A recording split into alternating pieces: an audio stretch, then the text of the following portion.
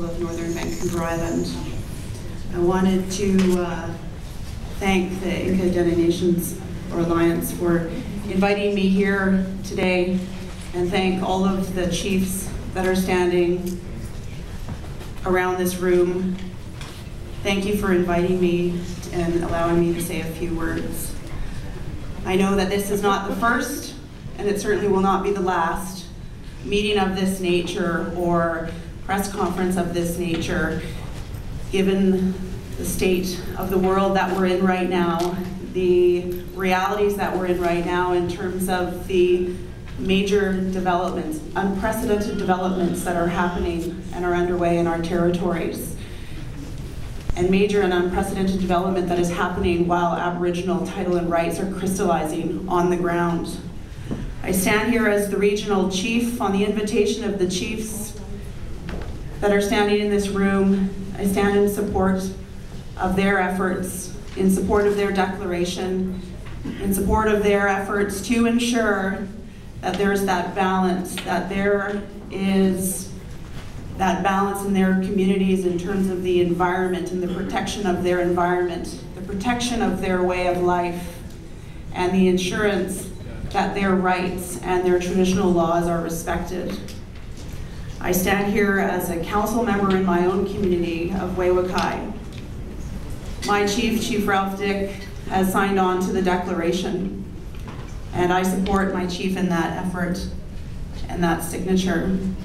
We are a coastal First Nation dependent upon the sea and the resources that come from the sea, and dependent upon the territory and our relationship with the land.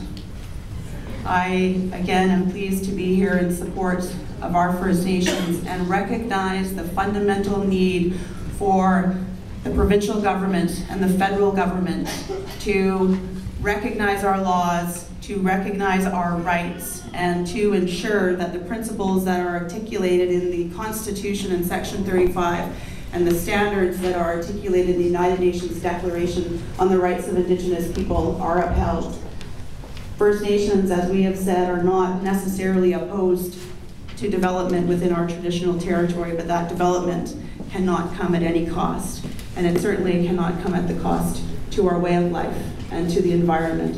Gaila Kasla, thank you for allowing me to stand with you in support.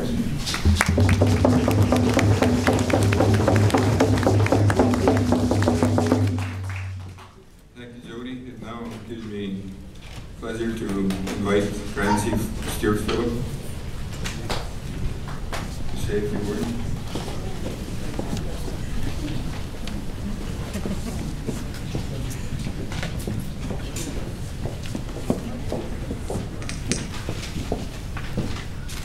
Wai haska haut, sinap seal, chaya squeeze siu. I'd like to begin by acknowledging the ancestral lands of the Coast Salish people, namely Tsleil-Waututh, Squamish, and Musqueam. I would like to thank the Inca Dene Alliance and the organizers for the kind invitation to be here this morning. We are yet experiencing another powerful moment in the ongoing battle to oppose this ill-conceived notion of the Northern Gateway Enbridge Pipeline project.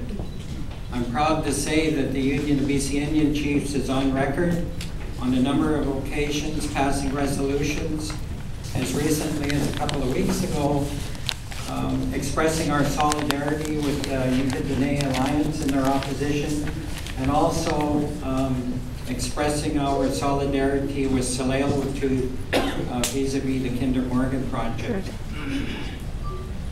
I'm also the chair of the Okanagan Nation Alliance, comprising 7 First Nations in the Southern Interior, and we have also signed this declaration about a year ago. And we stand in solidarity with the Inca Dene Alliance, and all of those people are good friends and neighbors in the north that know and understand the inherent danger and the risk represented by this pipeline proposal. And if push comes to shove, I absolutely guarantee you that the Union of BC Indian Chiefs and the Okanagan Nation will be at the wall, standing shoulder to shoulder with the Inca Alliance in their battle to protect the birthright of their children and to protect the beautiful lands that we know as British Columbia. We all have a duty and an obligation to protect the legacy that was preserved for us by our ancestors and by our forebears. And I'm just ever so grateful that there are so many people that know and understand that and have proudly stood alongside the Inca Dene Alliance. I would like to introduce someone that doesn't need any introduction, Chief Marilyn Baptiste from Honeycoteen in the South-Coteen territory, who I'm very proud to say is part of our executive of the Union BC Indian Chiefs. I'm going to ask Chief Marilyn to offer a few words. Why Limon? Thank you. Very honored to be able to be here today. Marilyn Baptiste, Chief of the Honeycoteen First Nations, one of the 6 Typhoon communities in the interior of BC. I also acknowledge and thank the First Nations for the grounds that we are on today. We with the Typhoon are also signatory to this declaration. Common sense. We are at the headwaters of the Choco, which is one of the largest wild salmon runs that drains into that is also a part of the Pacifico, drains into the Choco into the Chocotin, and into the Fraser. It's common sense for all of our people to join together. I'm very honored to say, to be a part of the unity and our strength that is gathering here. I have to say, just a little comment, the frog does not drink up the water from the pond in which he lives. That is just a little anecdote, and it's common sense for our people to stand together and to hold the governments accountable. They are assuming their jurisdiction in our territories. The land question has not been settled. We have not sold our lands. We are not here to sell our lands, and we will never sell our lands, our rights, or our title to those lands, our way of life, and our future generations. The Typhoon are in the injunction courts that will be finishing up today, and we are hoping for a judgment on that on Friday, and that is the same hot topic as here.